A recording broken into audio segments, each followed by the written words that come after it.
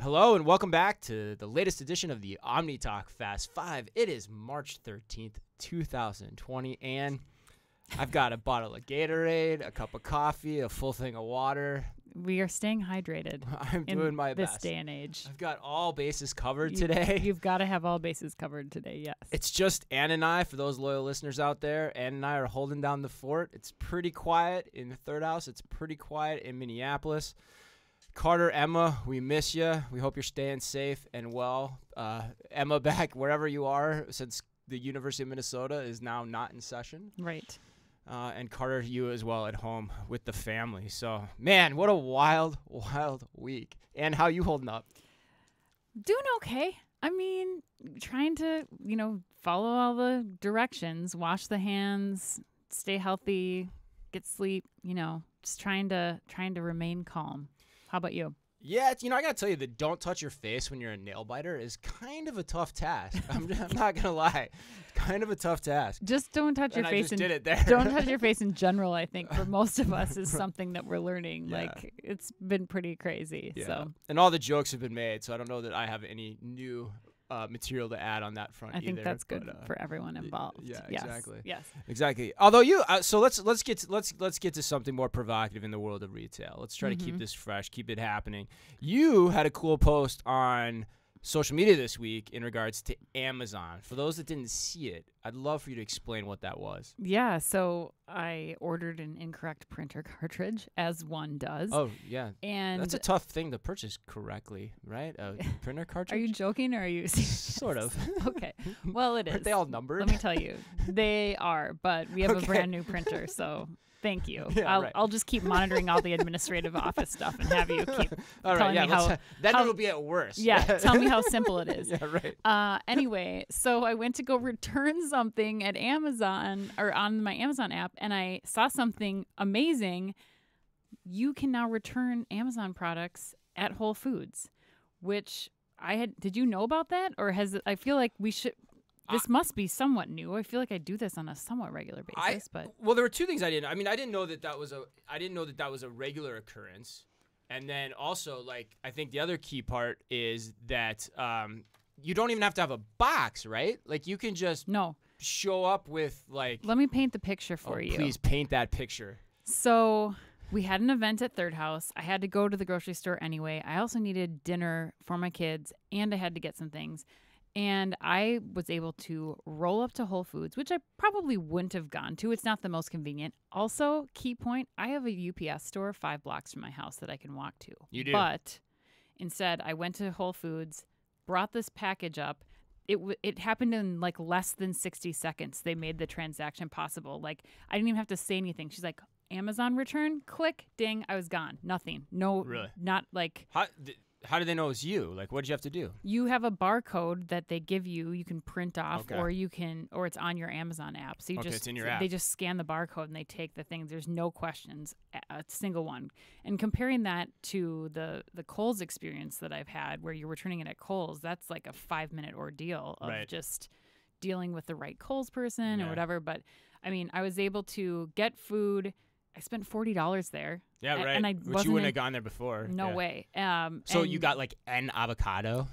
No, that was the other crazy thing, though, is that the prices there and non-organic produce. So it's been a little while since I've shopped Whole Foods outside of their Heat and Eat. And they have non-organic produce there, which is somewhat new to me. Really? Okay. And price points, to put it in perspective, they have 19-cent bananas there that are non-organic, and then they have the 23-cent organic bananas right next to them. Okay. They also have things produce, but then also some of their fish and other things where they used to be wild caught, flown in today is now alongside farm raised rainbow trout. That is $11.99 a pound, which that wasn't the case. So some interesting things are happening at Whole Foods once you get that person in there to make that Amazon return that I think are going to be pretty indicative of what a potential Amazon grocery store could be. So they're taking it down market. Yeah, it's interesting. I mean, you mentioned UPS, which I think is always hilarious. On a scale of 0 to 10, what do I prefer, UPS and what the experience you just described? Regardless of where Amazon and Whole Foods falls, UPS is a -5 to me. You know, and it's literally just a step above the post office. And I think a lot of what we're talking about sometimes in this reshaping of retail is just, you know, what is the new post office experience? Forget retail.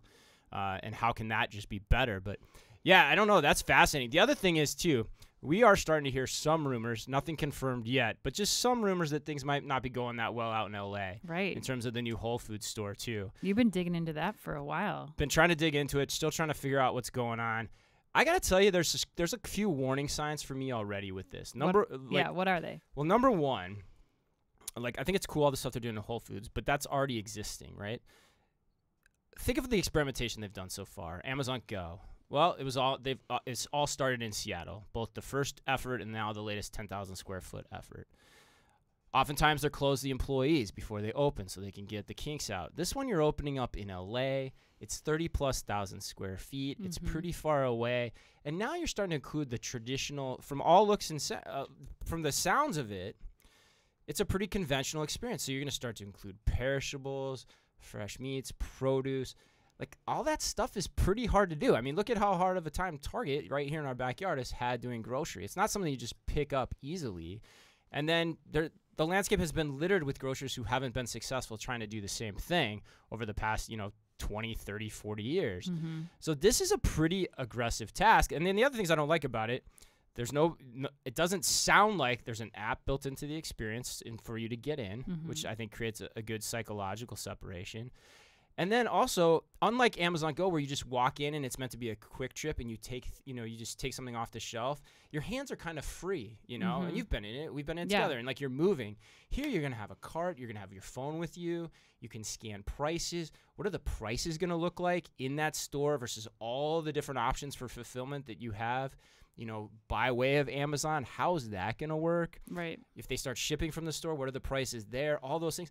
There's a lot of just dissonance here that I'm really shocked that the first thing they're doing is they're doing it in LA, away from Seattle, and they're doing it so open to the public to begin with. So I don't know. Do you think I'm crazy? Kind of sounds like a regular grocery store.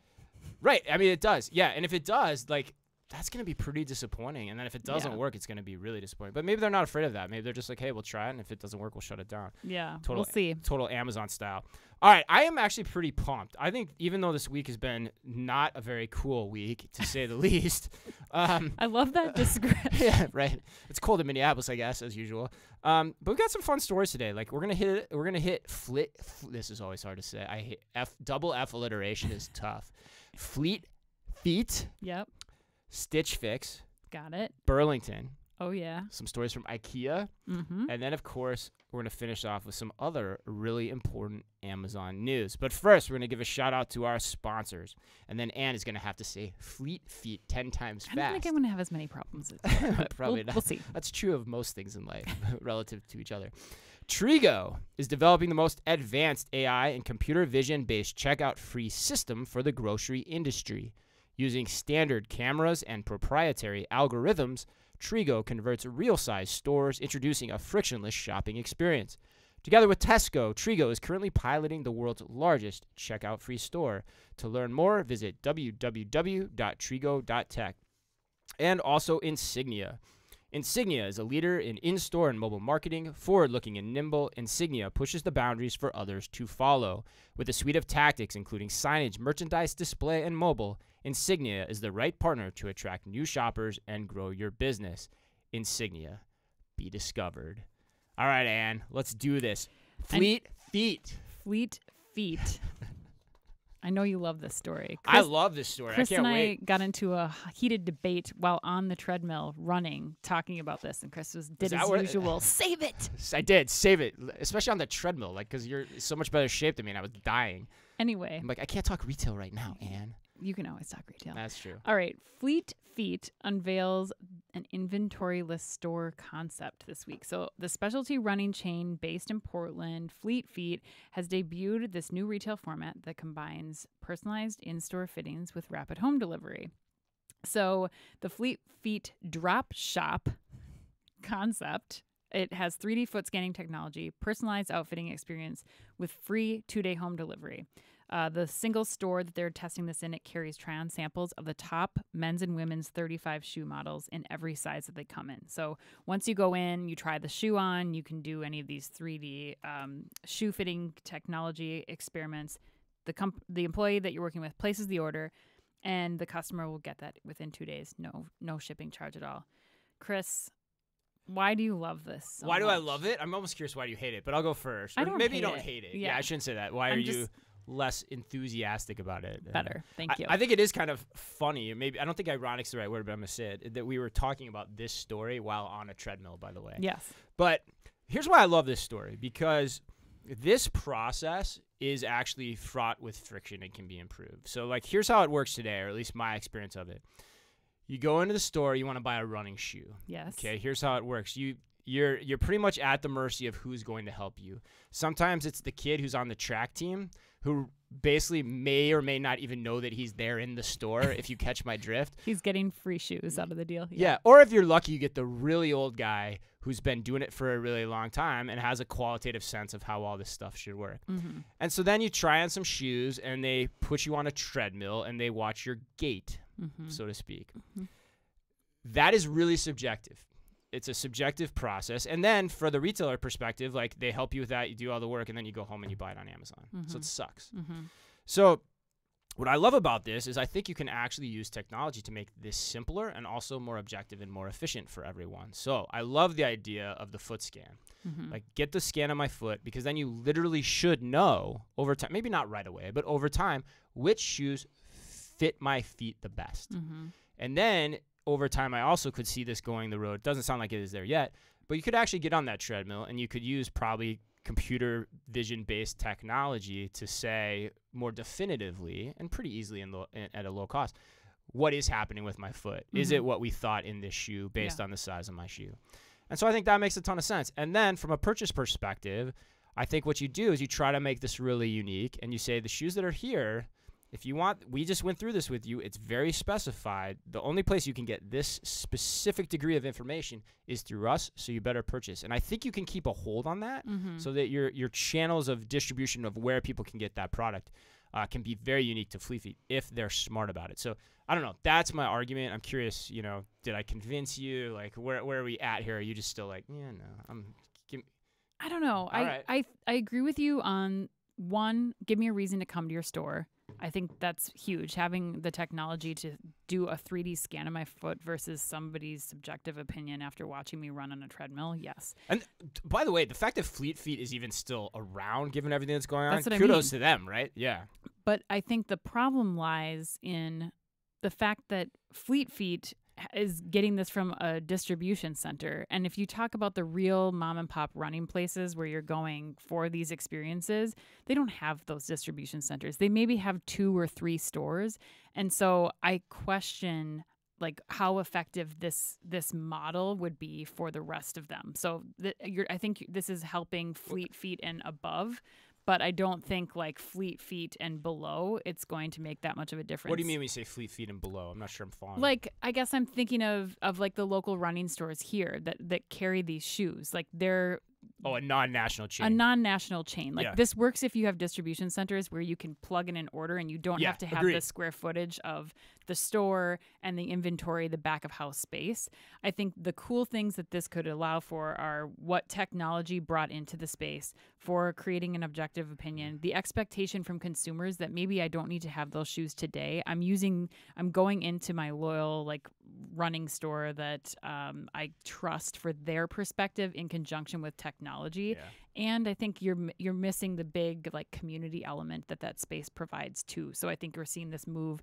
They're doing more in-store activations to get people in the store. So to me, it's not as big of a deal, but I don't know. Yeah, but this is funny. This is why I love doing this show with you and everyone else too, because you'll argue the counter, and then you say something that's really brilliant that makes me actually reposition or even I think strengthen the argument, which is great. No, I'm serious. Like, which is awesome. Like, the point you just got to is also, and we're gonna touch on this later. Yeah.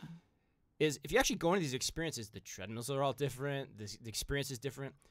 If you can figure this out as Fleet Feet, you could actually license the technology related to the experience design of these shops Sure. to anyone. Sure. Or the industry could consolidate around this So I think, tangentially you're hitting on, I think, something super interesting. Now, because of the week that it is, I think we also have to do this. We're going to say Fleet Feet together 10 times fast. Are you ready? I'm absolutely not doing that. Oh, come on. Please go to story number 2. Oh, my gosh. You broke the rule of improv. All right, story number 2. And no. Yes. Agree and say no. Okay. All right, Stitch Fix. What is the deal with these stories this week? Stitch Fix shares cratered more than 35% as sales missed and their outlook disappointed. So according to CNBC, Stitch Fix also said reported second quarter sales for the fiscal 2020 that missed analyst estimates. And their shares, as a result of the news, dropped 35% in after-hours trading, as was also said, and they tanked by as much as 43% at one point in time. And this, just so everyone is aware, all happened before there was even more significant noise in the stock market later in the week. Right. Now, the company said that it witnessed, quote, heightened promotional activity across retail during the holidays. They said their customers were spending less per order on average, resulting in lower order values. But, and I think this one's interesting too, and Ann, I can't wait to get your take on it. The company also expressed confidence, because what company doesn't express confidence? Especially in a call after earnings report. Right. We feel good about our strategy in the new direct buy feature that it launched last year, which it expects will help ease pressure on margins. Essentially what that is it means they now have customers on Stitch Fix's website now have an option to browse and buy individual items outside of just receiving their quote-unquote fix in a box. Yeah, I mean, I don't think there's much to say here other than Stitch Fix has reached a peak and the trend is now moving to resale and using or buying used goods. And I think even like Rent the Runway's shifted to a buy the dress model. So you can buy some of the dresses that have been through the cycle. Like, you don't need a box of clothes shipped to you every single month anymore. Like, people are just in. You know what the other weird thing is? So I've been doing a lot more thrift shopping, I would say, and as trying to be more conscious about what I'm putting into the landfills. As you try to be more millennial. Yeah, obviously. I'm so millennial. Yeah, for sure. But you know what I see more often than not in these stores? And maybe it's just around our house, but it's all these Stitch Fix products. Like, they still have Stitch Fix tags like affixed to them. Seriously? And it's now this is anecdotal, everyone. It's anecdotal for sure, but I've been pretty surprised by it. So seeing this information and seeing that people are like, yeah, I probably don't need to spend, $70 a month getting clothes that are just going to end up in the Goodwill. So or they're too lazy to return it to or something. Yeah. Who knows? Yeah. Yeah, I mean, I have 2 questions for you on this. Yes. I think one is, because you would understand this better than I do we really need subscription clothing? I've never quite understood that. Like, why do I need that? Because I've tried it a couple times. I know you have too. Yeah. Like, why is that something we really need? I think that there's still a benefit to this, and I'll say this till the day I die. Like, there's still a benefit in having a stylist help you select clothing that you wouldn't ordinarily try. You get into your patterns. So I think that angle of Stitch Fix is great. And they're not really a subscription service. True. That's true. You pay like by the box. And then, yeah, so it is a little different. Right. Yeah. I always get that wrong. So yes. I apologize, Stitch Fix, because I know you're listening and you have corrected me in the past. Yes. But I think that the key thing to pay attention to is like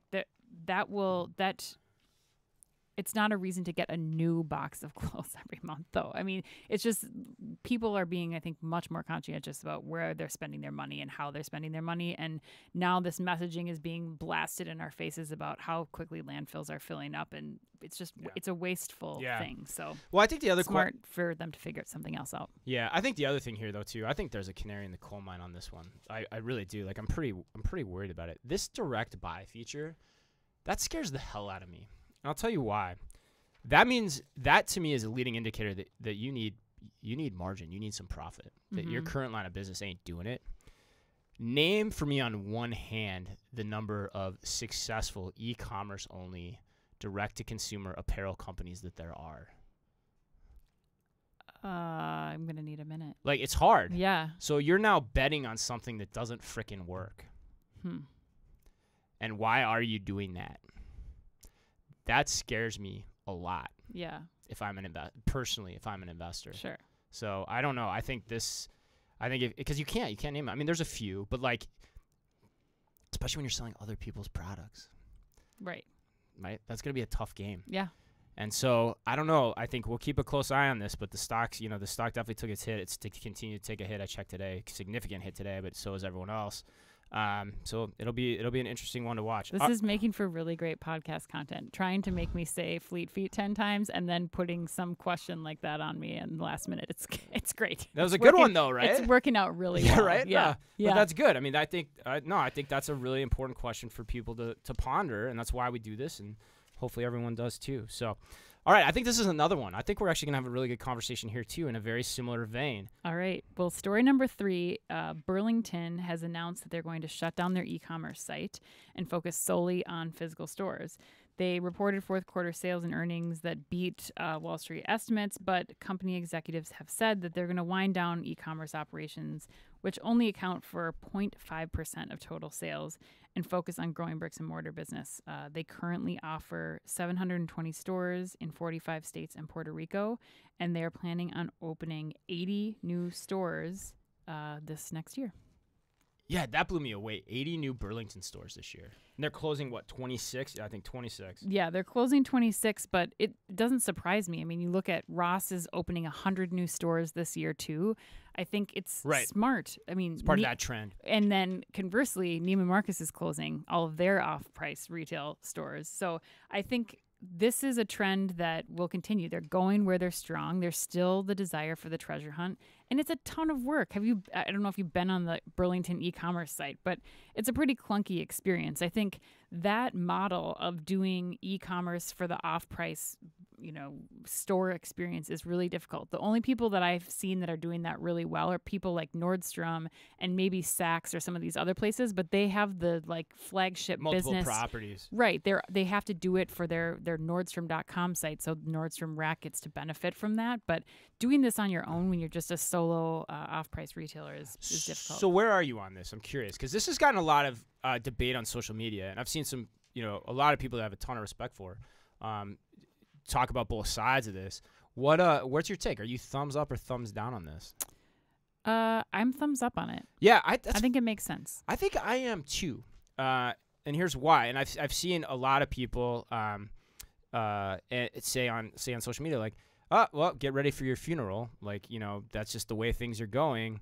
And I think that point is right, but I think that point misses the context. Like, it's okay, in my opinion, to invest in digital, but if it has a point. Otherwise, it's just a distraction. Yeah. And as you were saying, it's just a really hard thing to do well. So why do it? Like, if you don't have the answer of how this off-price business should work online, which I don't really think I don't think anyone does. I mean, I can't tell you who does. And if you can out there, please let us know what you think. But then why invest in it? Figure out what the next answer is. So that would be, I guess, my caveat, where maybe I'm like kind of in the middle is, okay, don't do this, but what are you doing? I mean, I've written for Forbes about how you could disrupt the in-store experience. Where is that? Right? Like, I hope that's somewhere in the cards in terms of your plans, and not just opening up 80 stores of the same thing. Right. Or is there some other digital fresh start that you can put on this that might get at longer term how all this could work? So I think it's a smart move, but the question would be, what else is going on behind the curtain? I think I love it because, when we talk about what is the department store and what's the future of the department store, the Burlington spaces, the Rosses, these places still serve a very important need in our community. Absolutely. They can provide low cost necessities, from everything from home goods to, kids' shoes and clothes for school, to outfitting parents for professional and leisure attire. Like, there's a very specific need that they serve. People know with confidence they can go to this Burlington and they can get the things that they need to get. And so I don't know. I don't know that e-commerce is important to them right now. I think they're one of the few businesses that people will still go to and will feel like a sense of accomplishment after going there. Yeah, absolutely. I had this conversation with Grandma OmniTalk, actually. My mother. Yeah, Mary. Mary. And she's like, Chris, I don't agree with anything you're writing. I think the department store still matters. And I said, okay, tell me why. And I don't know why I did that voice, because, Mom, you don't talk like that. I think it was just for theater effect. She definitely doesn't. Yeah, I know. And she was asking me, and she's like, well, I think people still need a place to go. They want a great bargain. They want to hunt for great products at great prices. And I said, so like TJ Maxx and Ross? And she's like, oh, yeah, you're right. I guess we do have that already. But yeah, you're right. The department stores maybe don't need to be in the middle. All right. Love you, Mom. IKEA. Story number 4. IKEA opens a store on Tmall, expanding its presence in China. So according to Retail Touchpoints, IKEA will open its first virtual store on Alibaba's Tmall platform, and they will offer 3,500 IKEA products and home furnishing solutions. This will expand the retailer's presence in China and potentially serve as a test lab for future e-commerce expansion. It'll also give IKEA the opportunity to evaluate this new format and determine if and how third-party platforms can fit into its overall channel mix. The company also said it will explore how similar websites might fit with the brand's existing infrastructure, although they've tried that already, supply chain operations, and customer experience. There could be some interesting ties there across the world. Anne, what do you think?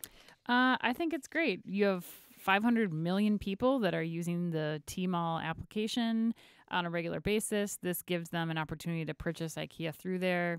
Seems like a no-brainer to me. Not a lot to say beyond here. They already have 30 stores in China, 2 concept shops, a small format store. This just makes complete sense to me. Yeah, I agree too. I think you're still going to see. I mean, even though you had all the big news with Nike this past year, right? Nike's a different brand. It's a different place. It's in a different position. I still think you're just going to see more and more people finally just bite the apple on this one and say, okay, that's how we're going to do it. The new mall is virtual. Let's make sure our products are distributed on it, especially the big ones like in Alibaba and even in Amazon. And, especially with IKEA, I think they have an easier time of controlling, who's selling what. Right. Like, you're probably not going to buy IKEA from some random third-party person because God knows what you're going to get and in what, form. Right, exactly. And whether or not the instructions in Swedish come with it. So, I'm with you. I think this one, makes a ton of sense. I think, again, harbinger of more things to come. Well, and I think, you're purchasing IKEA products with a little bit more frequency than you are your Nike shoes, too. So I think there's a lot more people that need home furnishing type stuff than are needing Nikes. So I feel like it makes a little bit more sense. The need part I can get with you on it. Are you purchasing shoes as often as home furnishings? I don't know about that one, but yeah, I mean, we're not talking about you. That's true. You're right. That's right. It's a good call. Although I do like my shoes. I know. All right, let's finish it up. All right. So everybody has been talking about this all week, but Amazon has launched has announced that they are going to be selling their automated checkout to other retailers. Predicted here a year and a half ago. Yes. So unlike Amazon Go, though, the important point of clarification here is that shoppers will be inserting a credit card into a gated turnstile in order to enter instead of scanning an app as they do for Amazon Go. Turnstiles will have a just walk out. That's what this platform is being called. Turnstiles will display that technology is from Amazon, but everything else is branded for the store that those items are going to be in. So items are picked up by the customers. They can walk out. There are kiosks where they can enter in their email address if they want to get a receipt for their purchases. Otherwise, they just walk out and it bills the credit card that they entered on. So there you have it.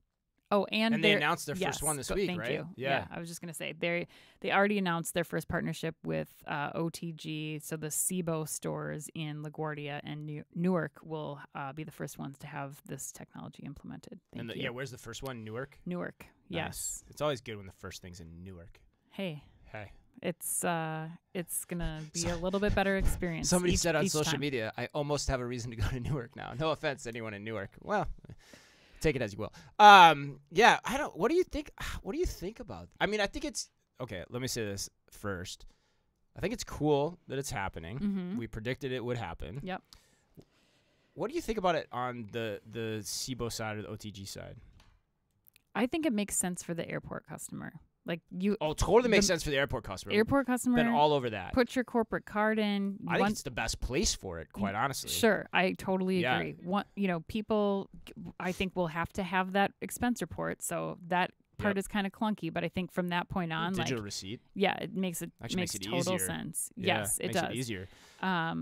the problem that I have is that is there going to be this adoption in your corner bodega without the transparency that the Amazon app experience, the Go app experience provides? Like, I feel like that gives me a little bit more confidence than just sticking my credit card in and crossing my fingers that, it's going to be the right things. It's a good point. I wonder how they're going to train people on this. Like, that's going to be a pretty big shift. Yeah.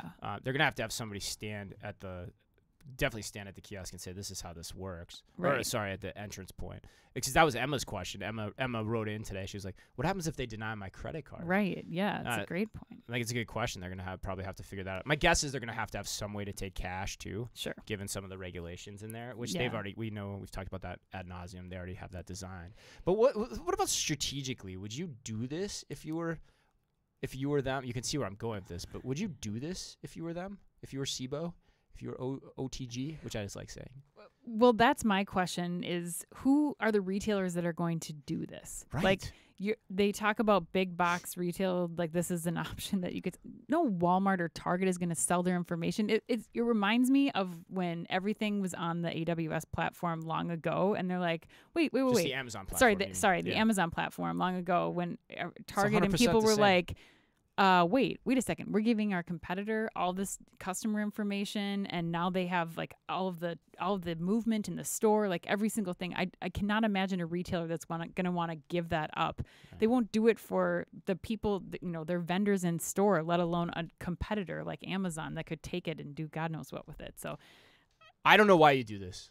Like, I really don't. There's tons of vendors that would be willing to do this, probably technology solution providers. I mean, they'd probably be willing to do this at a low cost to get the experiment. Mm-hmm. To go and do it with Amazon, now you're telling them how to do something that's not their cookie cutter operation. Right. But if you study computer vision, is really one of the hard things about it, because you have different dynamics with the architecture. The HVACs are in different places, the lighting's in different places, the SKU assortments are in different places, and now you're letting Amazon learn how to do all of that. Yeah, that's a great point. Across all of these different people that are signing up with this. Oh, and what happens 5 to 10 years from now? They know how to do it better than you, and they design the system and start doing it themselves, right. Which is exactly what they did from 1994, 95, whatever the hell it was. And then it finally hit the fan like around 2010. Mm-hmm. Why would you do this? There's plenty of other options. Yeah. Well, we'll see. We'll see who they end up selling it to. Yeah, I can't wait to see who the rest of the list is. But airports, like we said, like that's a huge market where this could work. We think it just has a ton of applicability. But yeah, who's that kind of on the street retailer? I can't wait to see who it is, because if somebody fell for this, I'm going to be shocked. No, franchising Amazon Go, on the other hand, that part of it. Dude, sign me up. Yeah, right. Sign me up if you're listening, Amazon. Sign me up. I'll be the first in line for that. All right, well, that closes us up. Thanks for sticking with us today. It was fun, and I always love the banter we've got going on. It's always fun to say fleet feet, just for you, Ann. And believe it or not, we've still got a lot of great content coming your way. So, Ann, you had an awesome podcast that released this week. I did. My interview with Amanda Brinkman, the Chief Brand Officer and the founder and host of Small Business Revolution. A great conversation on what she's doing at Deluxe and how they're going into Main Street and really shaking things up and helping them understand what retail looks like there. Yeah, right in our ethos again. You're just killing it with those interviews. The Women's Retail Collective podcasts are stellar. If you haven't listened to them, definitely encourage you to. So as you are, if you haven't yet, like, reviewing, and subscribing to our podcasts on SoundCloud, on iTunes, on Spotify, on the platform of your choice. Be sure to check out Ann's Women's Retail Collective podcast. Some really, really amazing women and just some really great anecdotes for your career, no matter who you are. I guarantee you're going to learn a ton. Also, fingers crossed, but Ann and I have some incredible content coming your way the week of Shop Talk. Mm-hmm. We're going to keep it on the back burner for now in terms of announcing exactly what it is. Hopefully more to come at the end of next week, but we're excited about what lies ahead there. Hopefully some really great stuff coming your way. Again, highlighting great women in retail. So for Ann, on behalf of Emma, the intern at home, Carter, to all of you out there, I think more important than ever, I can't say it enough. I say it every week, but be careful out there.